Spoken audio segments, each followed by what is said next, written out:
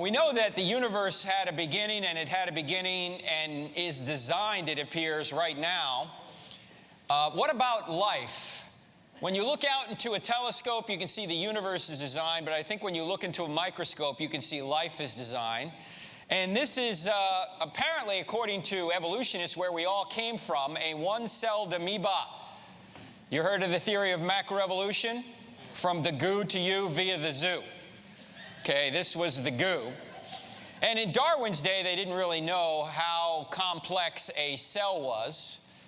And I'd like to show you what actually is in a cell. But before we get there, notice that it doesn't say made by God or made by natural forces on it. In other words, when you observe something like an amoeba, you have to make an interpretation as to how that amoeba arrived. Did it arrive by some sort of natural means, or did it arrive by some sort of intelligence?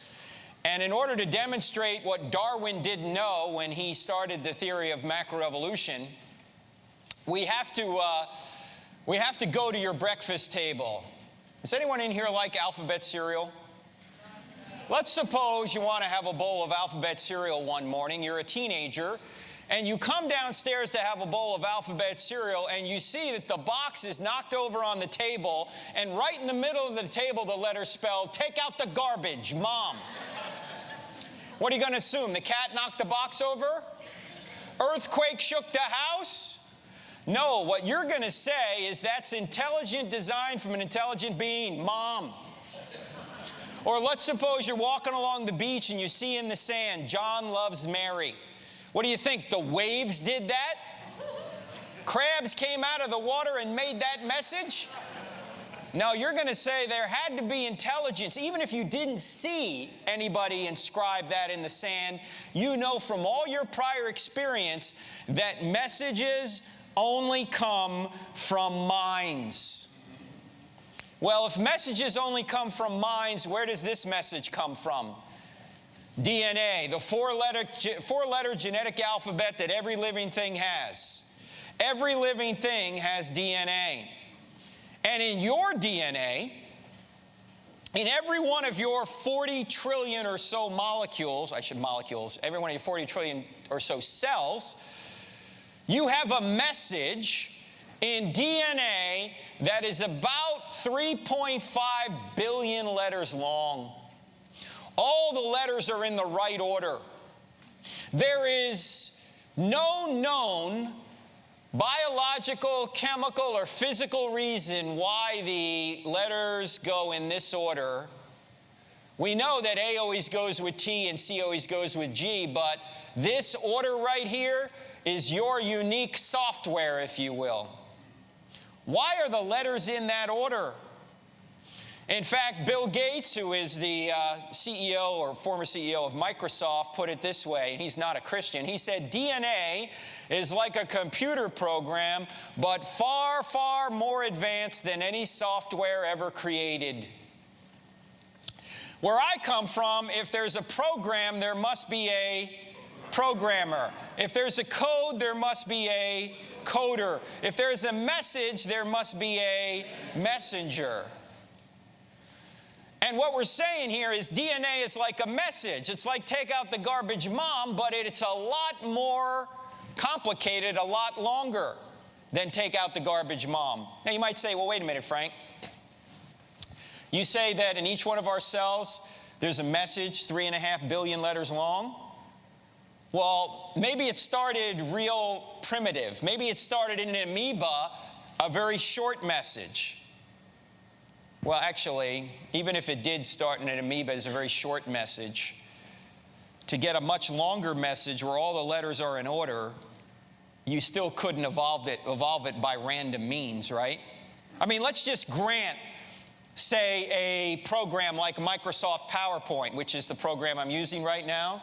If you just granted us that program and you began to modify the code randomly, what would happen to the program? Would it get better or worse? Right? It's going to shut down. It's going to crash because you can't modify something randomly and get anything but gibberish. But let's humor the Let's humor the suggestion here that maybe it started primitively. How much DNA is in an amoeba, a one-celled amoeba? And by the way, an amoeba is so small, you can line up several hundred amoebas in an inch. How much information do you think is in an amoeba? The amount of information in an amoeba is about equivalent to 1,000 volumes of an encyclopedia. Oh, some of you in here don't even know what an encyclopedia is. You're too young, right? You're going Years ago, people used to come to your door and go, hey, I've got these books you need to buy. Now your encyclopedia is on your iPhone. Okay, it's called Google.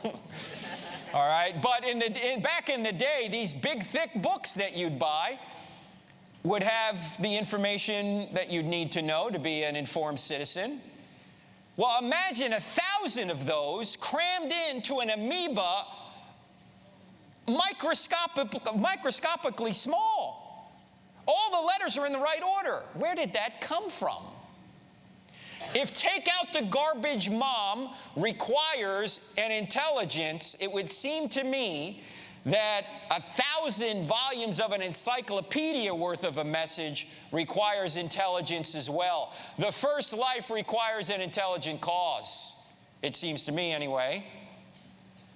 And you might say, Frank, how do you know there's this much information in an amoeba? Did some Christian tell you this? No, you know who told me this? Richard Dawkins, the most famous atheist in the world, perhaps. In his book, The Blind Watchmaker, he says there's that much information in an amoeba.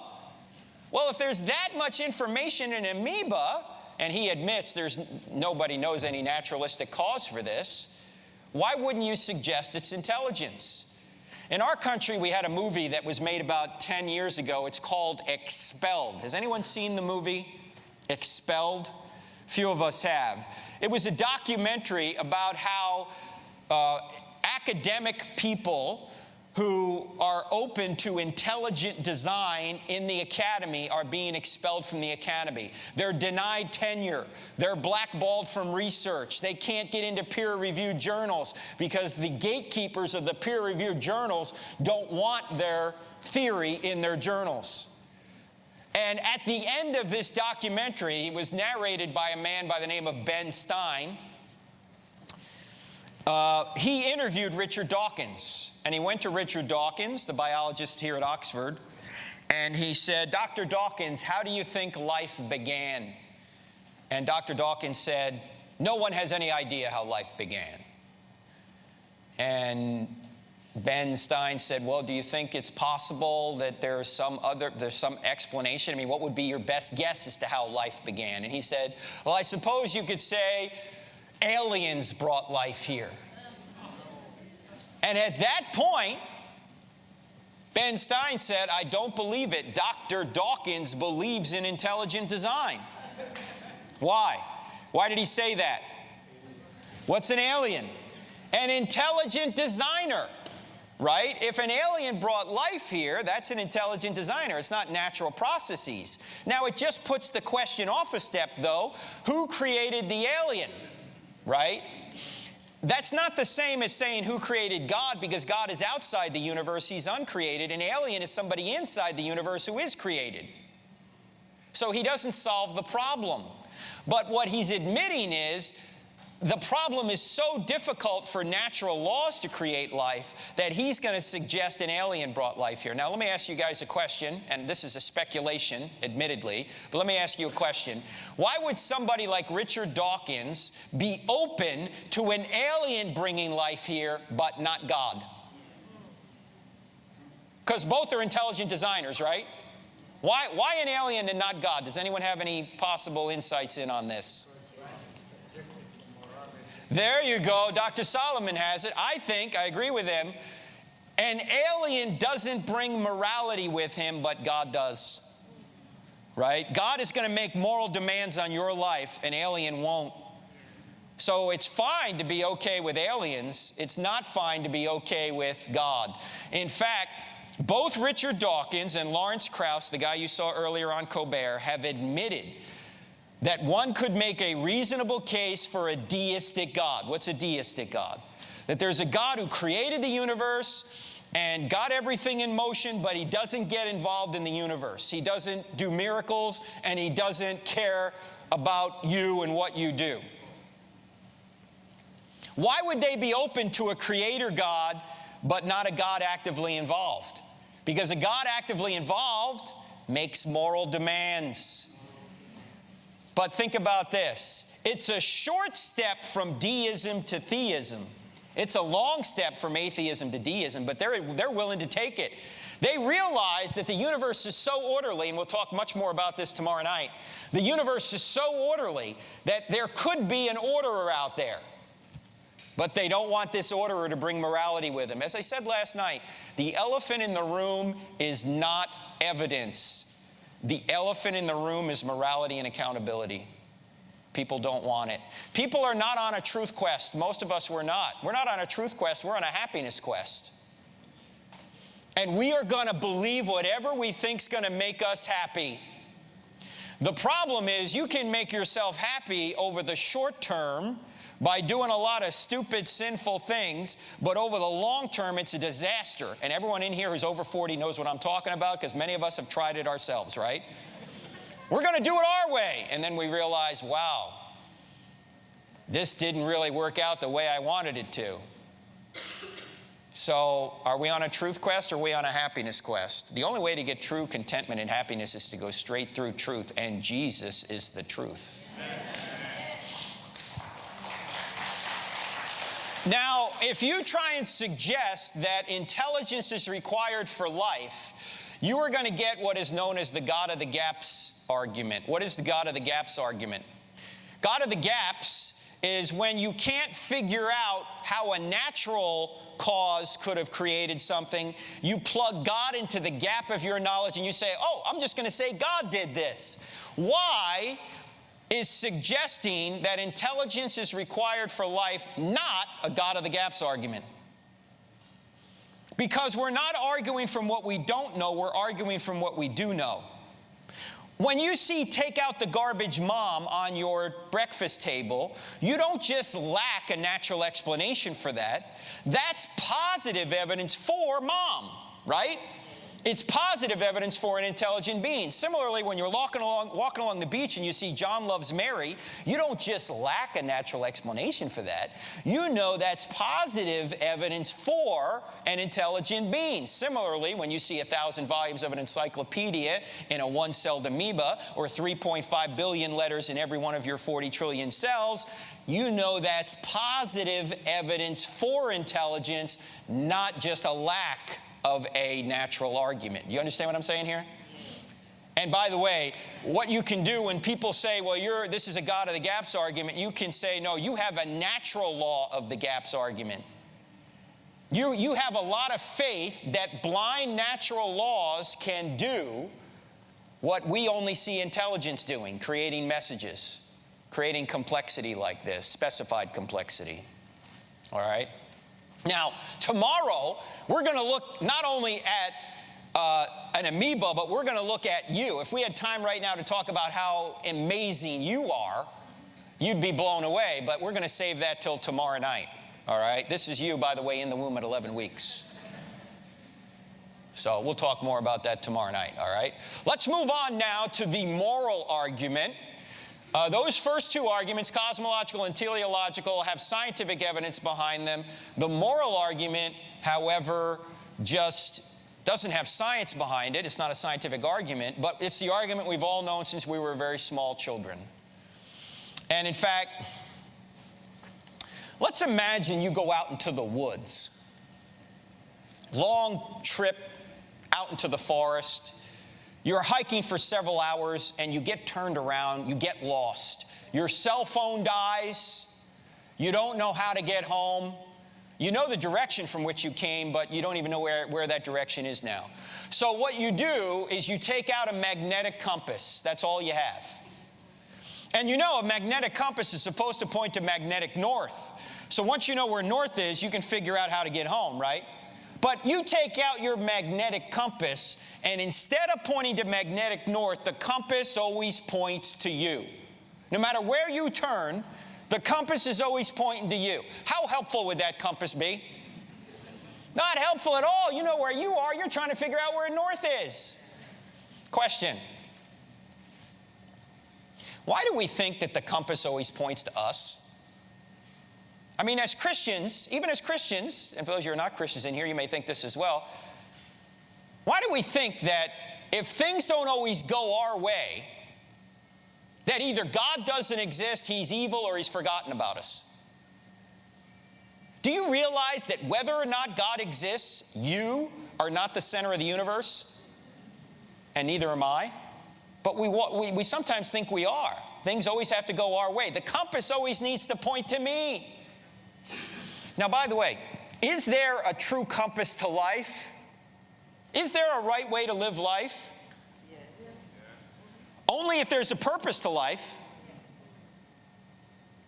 In fact, a lot of times I'll get questions, and maybe you'll get questions that are very sensitive questions in today's society. Normally, they're questions that have to do with sex, homosexuality, transgenderism, could be any one of a number of issues. And sometimes, when I get a question, what do I think about, say, homosexuality? My answer is, it doesn't matter what I think about it, because the compass doesn't point to me. I'm not the arbiter of right and wrong. So I will ask the question back to somebody. I'll say, I can't answer that question unless I know what the purpose of life is. Because if there's no purpose to life, there's no right way or wrong way to live it. Right? There's got to be a purpose. Like, if there was no purpose to a football game, there would be no difference between scoring a goal and not scoring a goal. Because there's no goal to the game. Right? So in order for you to say this is a good play or a bad play, you'd have to have some rules. You'd have to have some purpose to the game. If there's no purpose, there's no right or wrong, there's no right way to live it. So the question here is there a purpose to life, and is there a right way to live it? And when it comes to a compass, is there a true moral compass? Is there a right way to live life? Where does the moral compass point? Let me ask you this. How can you discover who's right and who's wrong, Mother Teresa or Hitler? How can you discover it? Well, let me ask you this. How do you know which map of Scotland is better? Is it map A or map B? What would you need to see in order to know which map was better? What would you need to see? What evidence? What would you need to see, really? You would need to see a real, unchangeable place called Scotland, right? Because that's the only way you can compare to see which map is better. If Scotland doesn't exist, then these two maps are meaningless, right? But since Scotland does exist, we can see map A, while it's not perfect, is a better representation of the real Scotland than is map B. In other words, we have an external referent to which we can compare both maps. That's exactly what we do when we compare Mother Teresa and Hitler. Mother Teresa wasn't the standard. Hitler wasn't the standard. There's a standard beyond both of them by which we measure both of them. And we say Mother Teresa measured up to the standard better than did Hitler. If the standard doesn't exist, then you can't say Mother Teresa was better than Hitler.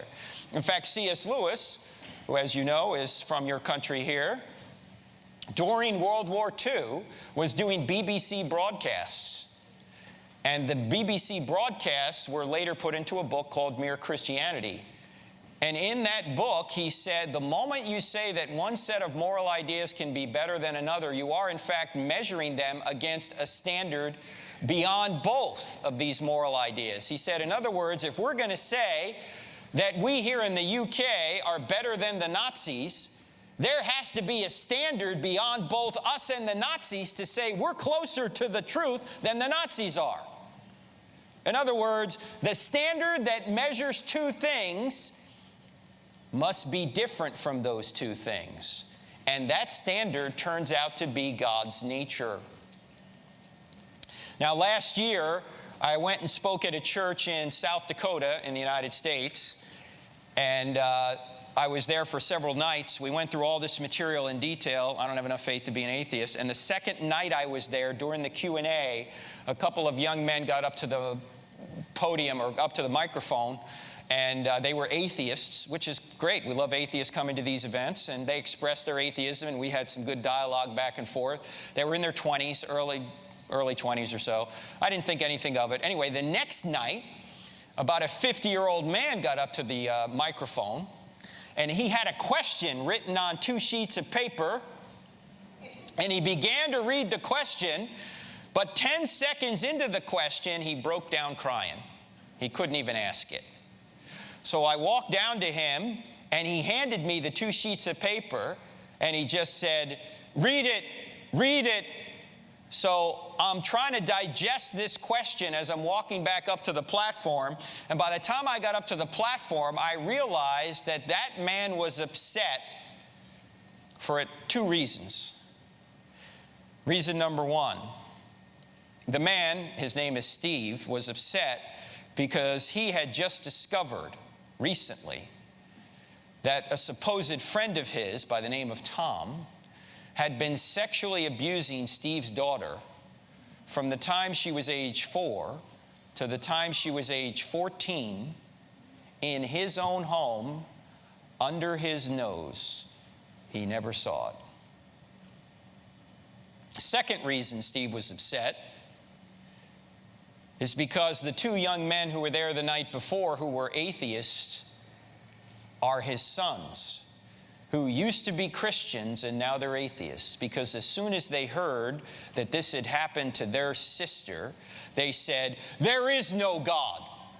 If there was a good God, he wouldn't have allowed this to happen to our sister. There's no God." In fact, one of them was going to a Roman Catholic seminary. He left the seminary as soon as he heard the news. He said, "That's it, there is no God." So I said to Steve, "Steve, it's okay to be mad at God. The Bible writers are mad at God, some of them. Read some of the Psalms, read Habakkuk, read Lamentations. God, where are you? Why is this going on? Why us?" At some point, Steve, I think your sons will realize, I hope, that this is not a good argument against God. In fact, I said, "I don't know when the right time is, Steve, but I want you to say this to your sons when the right time comes. If there is no God, what that man, Tom, did to your sister isn't really wrong. It's just your opinion. Because if there's no standard beyond us, everything's just a matter of opinion. So you can't say it's really wrong. There's no compass outside of yourself. The compass for Tom just pointed to him. How can you say he's really wrong if there's nothing beyond humanity?" Now, this guy, Tom, everyone knows he did it, but he's not in jail. Why? Because every time the trial comes up, Jessica, the young woman who was abused, psychologically checks out. She cannot testify against him. She wanted to marry him. She was a young, impressionable girl. He said, "We're going to have babies ourselves one day." He was saying this to her from the time she was age 4 years old. So I said, "Steve, I want you to say this to your sons when it's the right time. If there is no God, then the man who did this to your sister will never get justice. Because there's no justice here on earth if she doesn't testify, and there's not going to be any justice in the afterlife because, according to atheism, there is no afterlife." Do you really think that's the way the universe is? Do you really think there's no such thing as justice? The reason you're upset, rightfully so, is because you know a great injustice has been done. But there can't be something unjust unless something is just. In other words, there can't be something not right unless something is. Something can't be immoral unless something is. So your outrage is well placed, but your atheism doesn't help you at all, because there's never going to be justice done. In fact, everybody's upset about something with regard to the world. Do you realize that I don't care what somebody's worldview is, atheist, agnostic, Hindu, Christian, Muslim, Mormon, doesn't matter what the worldview is. I don't care who you're talking to. If you ask this question, what's wrong with the world? Nobody's going to say, nothing. Right? Everyone's going to say, oh yeah, the world's got problems. In other words, there are injustices in the world. Everybody agrees with that, right?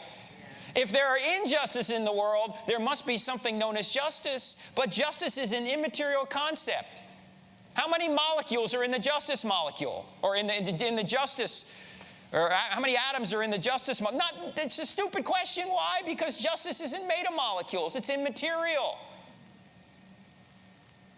It's God's nature that's just, and any deviation from that is unjust.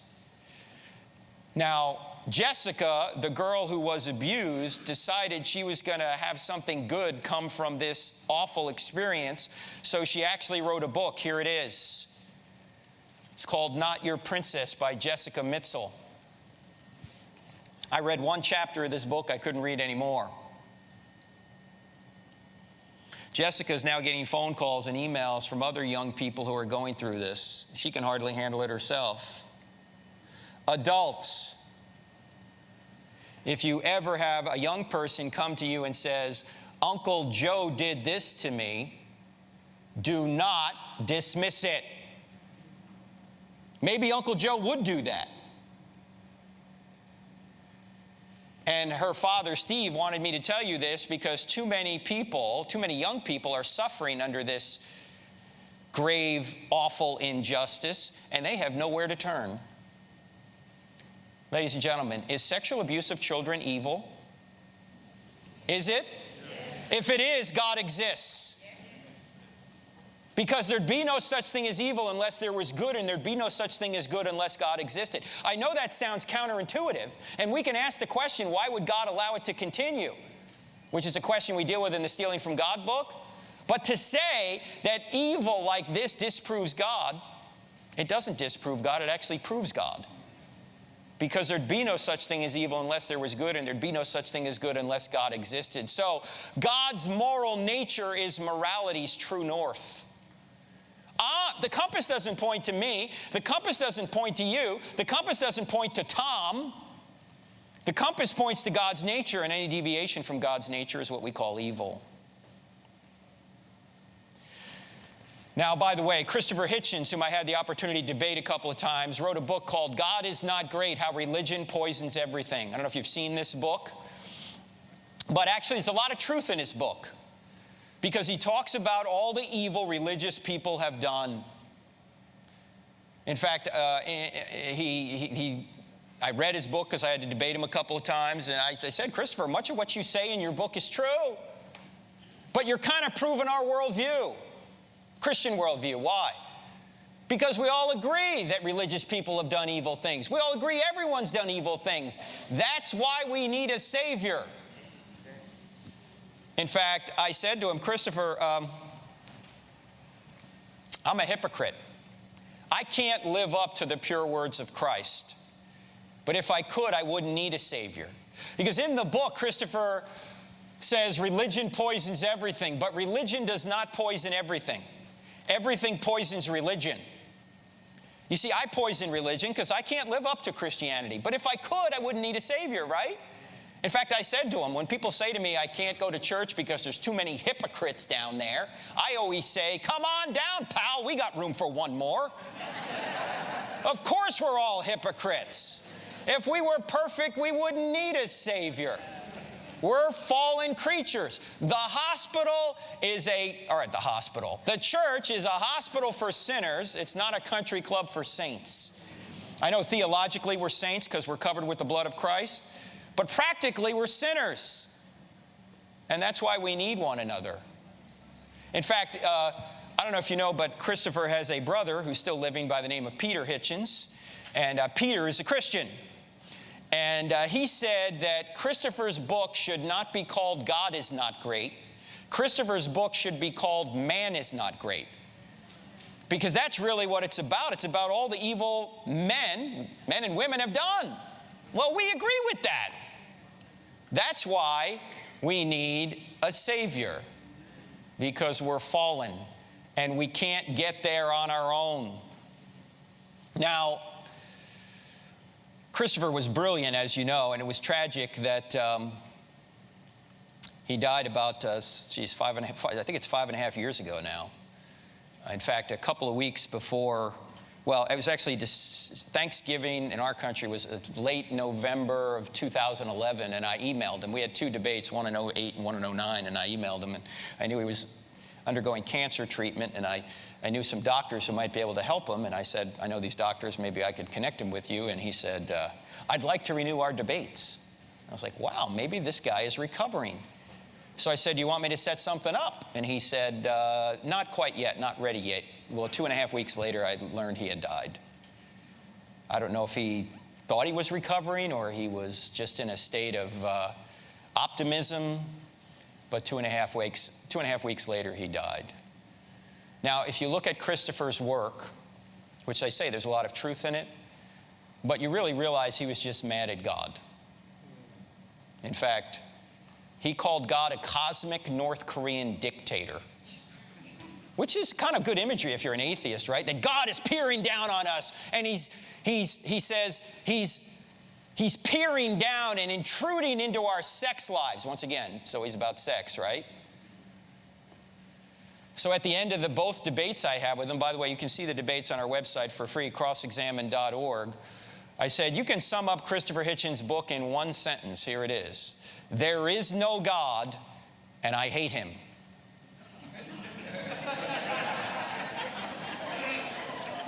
He was mad at God. So, when we add these three arguments up now, the cosmological, teleological, and moral arguments, we can draw some conclusions about God. In fact, from these three arguments, from the cosmological argument, we can see that this being is immaterial, timeless, and spaceless. Why? Because he created material time and space, so he can't be made of material time and space. Secondly, this being is also extremely powerful because he created out of nothing. Do you realize that we always create out of pre-existing material? God creates out of nothing. What rocks dream about? Nothing, non-being. Also, this being is intelligent because this universe, as we've seen, is designed, and so are you. The being also sustains creation and has purpose. In fact, we'll talk about the sustaining aspect of God tomorrow night. From the moral argument, we can see he's absolutely morally perfect, and he's also personal. How do we know he's personal from the moral argument? Because you only have a moral obligation to persons. You don't have a moral obligation to impersonal forces.